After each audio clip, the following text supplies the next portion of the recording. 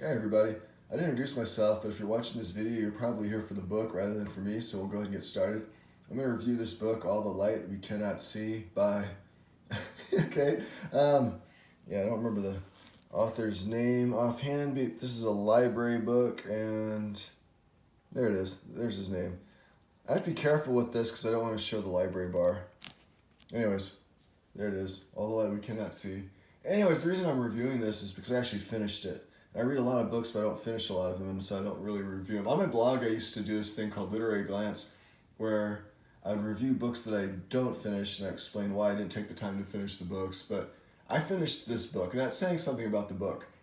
Now, All the Light We Cannot See, it kind of reminds me of To Kill a Mockingbird in a way, in that nobody that I know of actually hates this book. And what I mean is, we read a lot of books in school, and almost all the books that we read were hated by a majority of the students. You know, like, oh, Simple Peace, oh, that sucks. Oh, the Odyssey, oh, that sucks. Nobody said, oh, To Kill a Mockingbird sucks.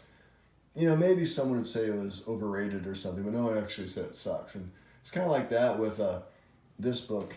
And usually people, you know, this is the winner of the Pulitzer Prize. Usually people resent, or they have really high expectations of Pulitzer Prize winning books. You know, like Empire Falls, oh, are you kidding me? That, and you know, the same thing, what was that a few years ago, that the Goon Squad book, A Visit from the Goon Squad. You know, there weren't even goons in it. Oh, that sucks. And then every once in a while there's a year where no book wins no book wins Pulitzer Prize for fiction, and then, oh, they all sucked. But I haven't really seen anyone who hates All the Light We Cannot See. I mean, there might be like a crank 1-star review on Amazon for, you know, some guy got his book 12 hours late, or was delivered 12 hours later, it downloaded improperly on the Kindle or something like that. But usually don't see people actually hate this book. And I understand. You know, I read it, and I liked it, and I finished it. Now, I'm not going to summarize the book, because you can get that from a lot of other reviews, but I'm going to talk about why I finished reading it, a couple things. But I really think this book has a wide appeal.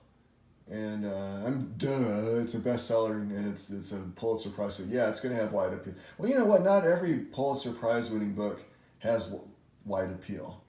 I mean, I'll get to that another time. All right, first of all, this book is set during World War II. You know, the setting is important because it's a war that everybody's familiar with. You don't find very many people who don't have any background information at all about World War II. And so it's a good setting. It's one of the reasons why a lot of books and movies are set up. You know, people are interested in World War II, and they have some background knowledge. So you've got a good setting, and then you set up the blind girl. At least the one of the main characters is a blind girl, and of course the reader's going to have sympathy for a blind girl who's stuck in a city that's getting bombed. I mean, what kind of reader wouldn't have sympathy for a girl in that situation? And then the other main character is an orphan boy who you know is going to have to end up serving in the German army, and so who's not going to have sympathy for an orphan boy? He's an orphan.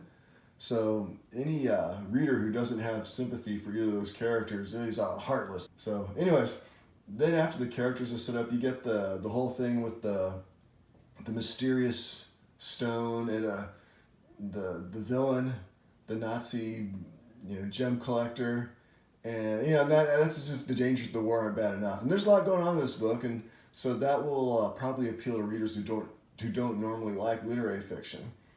And the other thing is, this book has really short chapters. So if you don't like reading literary fiction, it might help because the chapters are so short. And then each chapter switches to a different character, and sometimes it's a little distracting. You know, you read a short chapter, and it's like, what, it's already over? Give you an example, like, okay, I'm just flipping, so, you know, that's short. And then, okay, a 2-page chapter, and then 3-page chapter, 2-page, is that even you know, that's barely a page. Oh, hey, look at this. 5 pages. You know, and so you've got, okay, now see, I picked the wrong spot. What is this? Okay, so you have a 3-page chapter. Oh, come on now, you guys are making me look bad. Okay, 1-page chapter, 2-page chapter, 2-page chapter. It's kind of like a James Patterson book, in a sense. But, you know, the biggest difference here is that these short chapters don't suck. The other thing is most authors and literary fiction authors use really long stream of consciousness sentences, you know, that go like 2 pages long. Ooh, and to me, it's like they're showing off a little bit. Hey, look at me, I can write a 2-page sentence. And this author doesn't do much of that. There's a little bit of that, but they don't go 2 pages. They might be a couple paragraphs. I mean, a couple. They might be, a 10 paragraph, 10 line sentence that's a paragraph. There's a little bit of it, but not so much that I rolled my eyes at it. Now, I did roll my eyes at one chapter, and it was towards the end of the book. Let me see. Yeah, it's like 300 and something. And it's called, come on, I'm going to find it here. I think I went too far. I'm going to say it's like 360. All right, here I am wasting time. So here it is. This is it here. And when I read this, as soon as the situation in this chapter was set up, I just thought, oh, God, are you serious? You're really going to have a scene like this in the book? And yes, there really was a scene like this. It wasn't a poorly written scene. It's just that every war novel or movie has to have a scene like this. And, but I mean, to be fair, it actually did matter later on in the book. So, it wasn't just completely superfluous or anything, but I hope I'm using that word correctly. It did matter, at least. And like I said, despite that, and these are just really minor. These are like minor, very minor, nitpicky.